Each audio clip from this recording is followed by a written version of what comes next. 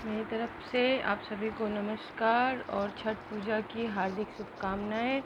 आज छठ पूजा का आखिरी दिन था, यानी कि आज उगते हुए सूर्य को सबने अर्घ दिया और अपना काम ये छठ पूजा खत्म हुआ आज से। तो मेरा आज का टॉपिक छठ पूजा ही है।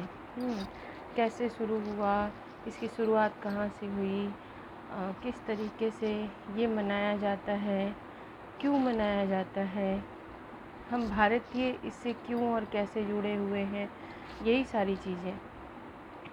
एक कहावत है, दुनिया उगते हुए सूरज को सलाम करती है। अंग्रेज़ों का भी यही कहना था कि उनके राज्य में सूर्य कभी अस्त नहीं होता है। लेकिन ये भी एक सच्चाई है कि जो उठा है उसे डूबना है, जो उगता है उसे अस्त होना है। सूर्य उगता है तो वो अस्त भी होता है। ऐसा प्रतीत होता है सूर्य का ढलना, जो सूरज ढल जाता है उसका ढलना कहीं ना कहीं कमजोरी का प्रतीक है, कोई गलत बात है, कोई अशुभ चीज़ है।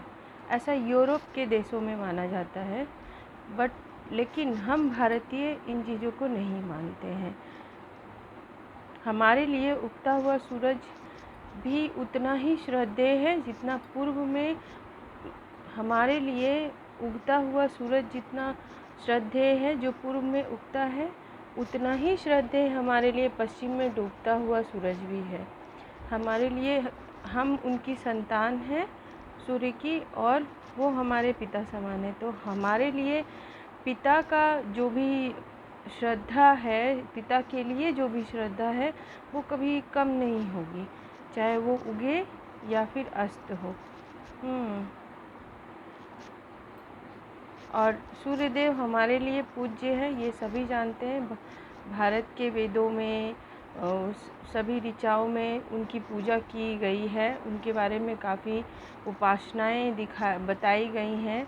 तो इसलिए हमें पता है कि दिशा बदलने से हमारे देवता के लिए हमारा भाव नहीं बदल जाएगा। अब चलते हैं थोड़ा छठ पूजा किस तरह से शुरुआत हुई है, क्यों किया जाता है। इसलिए तिथियों की भाषा में अगर हम लोग कहें तो शुक्ल पक्ष की 6वीं तिथि को 30 करोड़ भारतवासी अगली सप्तमी तिथि को उगते हुए सूर्य को प्रणाम करते हैं। यहाँ परवर्तियाँ सब एक स्वर में गा उठती हैं। क्या? कांचे ही बाँस की बहंगिया, बहंगी लचकत जाए, होई न बहंगी बलम जी कहरिया, बहंगी घाटे पहुँचाए। ये जो लोकगीत है, जो परवर्तियाँ गाती हैं, इसका सुर इतना मीठा होता है, उस समय ऐसा प्रतीत होता है कि ये कोई श्लोक से कम नहीं है। छठ माता कौन है, इसके बारे में अलग अलग धारणाएं हैं।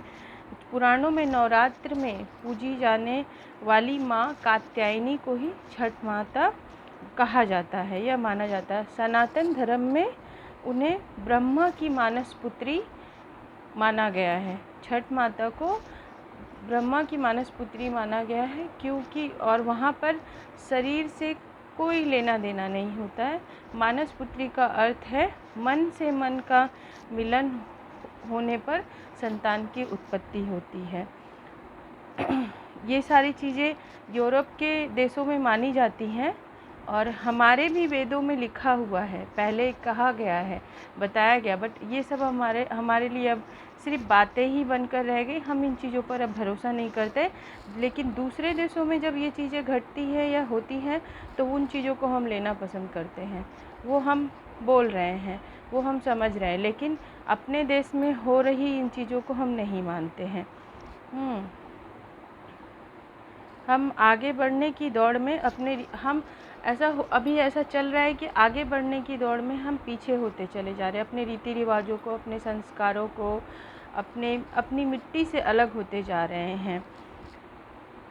अपने लोगों से, अपने नियमावली, इन सारी चीज़ों से अपनी संस्कृति को हम भूलते चले जा रहे हैं। तो छठ पूजा इस संस्कृति को याद दिलाने का, इसके साथ चलने का एक निमंत्रण है। अगर हम अपनी दिनचर्या को अपने रीति रिवाजों के साथ नहीं जोड़ेंगे, उसे उस हिसाब से नहीं चलाएंगे, तो हम में और एक खूंटे से बंधे हुए जानवर में कोई अंतर नहीं रह जाएगा। अब ये हम पर निर्भर करता है कि हम कौन सा जीवन जीना ज़्यादा पसंद करते हैं। खूंटे से बंधे हुए जानवर का जीवन जो कि बस अपनी एक ही दिनचर्या पे चला जा रहा है, या फिर अपने नियमों को, अपने रीति रिवाजों को, अपनी मिट्टी से जुड़कर एक देव होने का, देवताओं की तरफ आगे बढ़ने का जो बढ़ाव है उसे आगे बढ़ाना चाहते हैं। फिर से वापस चलते हैं हम छठ पूजा की तरफ। ये तो हुई छठ पूजा से संबंधित कुछ बातें। ये पूजा पहली बार कब शुरू हुई थी, ठीक नहीं कहा जा सकता, लेकिन ऐसा पुराणों में मान्यता है कि छठ पूजा सबसे पहले द्रौपदी ने महाभारत काल में किया था। और बिहार का एक ज़िला है भागलपुर, जो कि महाभारत काल में अंगराज के नाम से प्रसिद्ध था, और इसके राजा थे सूर्यपुत्र कर्ण। और कर्ण तो थे ही सूर्यपुत्र, इसलिए वो हर समय ऐसा कहा जाता है कि वो छठ पूजा किया करते थे, और वो अपने सूर्य की उपासना भी किया करते थे। सूर्य की उपासना करें या फिर छठ पूजा करें, बात तो यही है कि वो अपने पिता की पूजा कर रहे हैं। तो ठीक उसी प्रकार हम भी जब जिस तरीके से छठ पूजा करते हैं, या हम सब भी एक तरीके से सूर्य की संतान हैं, क्योंकि हम सब भी सूर्य की पूजा करते हैं, उनको अर्घ देते हैं। छठ पूजा तो एक बहाना है जिसमें हम नियम पूर्वक कर रहे हैं, लेकिन अभी हिंदू धर्म में और हिंदू घरों में सब जगह पर सूर्य की पूजा सुबह के समय में उनको अर्घ देना होता है, देते हैं। हम अगरबत्ती दिखाते हैं, फूल छींटते हैं। तो सूर्य की संतान होने के नाते हम सूर्य की पूजा हर समय करते हैं।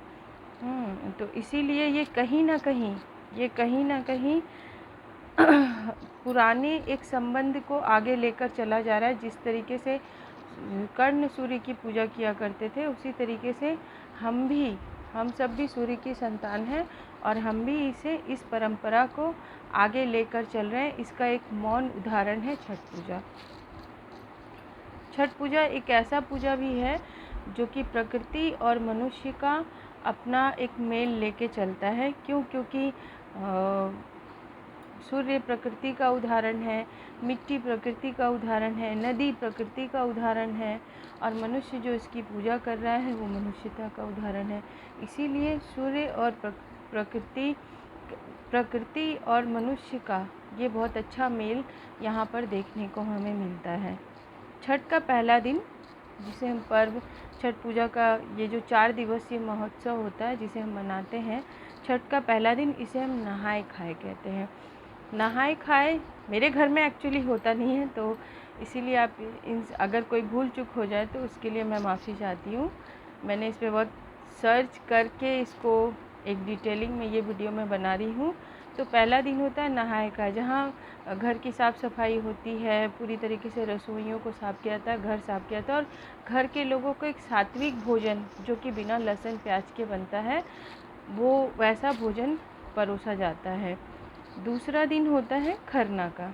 खरना जगह जगह अपने अपने हिसाब से अलग अलग तरीके से मनाया जाता है। कहीं लौकी दाल बनता है, चने की दाल और लौकी, या कहीं चावल और दाल बनता है, और कहीं गुड़ और चावल की खीर, जिसे बखीर कहते हैं, वो बनता है। और इसे सुबह से परवर्तियाँ जो भूखी रहती हैं वो शाम के समय माता की पूजा करने के बाद में, उन्हें भोग लगाने के बाद खुद खाती है। यही उनका लास्ट भोजन होता है, अंतिम भोजन होता है अपने उपवास के पहले। इसके बाद वो 36 घंटे का निर्जला उपवास करती हैं, और उसके बाद वाले दिन सूर्य का अस्त होते सूर्य की पूजा और उगते हुए सूर्य की पूजा करने के बाद 36 घंटे का जो कड़ा उपवास होता है वो तोड़कर ये आगे चलती हैं खाने या पानी की तरफ, तब ये बढ़ती हैं। तो ये अपने बच्चों के लिए, परवर्तियाँ जो भी पूजा करती हैं, वो अपने बच्चों की लंबी उम्र के लिए, उनके जीवन की सफलता के लिए ये सारी पूजा करती हैं।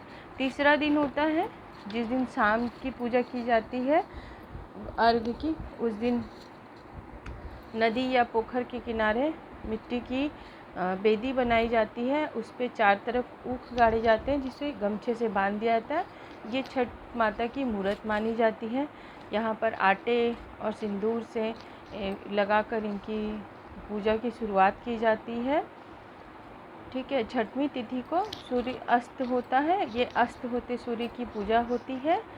और उसके बाद सप्तमी तिथि को उगते हुए सूर्य की पूजा की जाती है, जहाँ पर ये उसी बेदी परवर्तियाँ उसी बेदी के पास जाके बैठती हैं जो पहले दिन शाम को बनाया जाता है।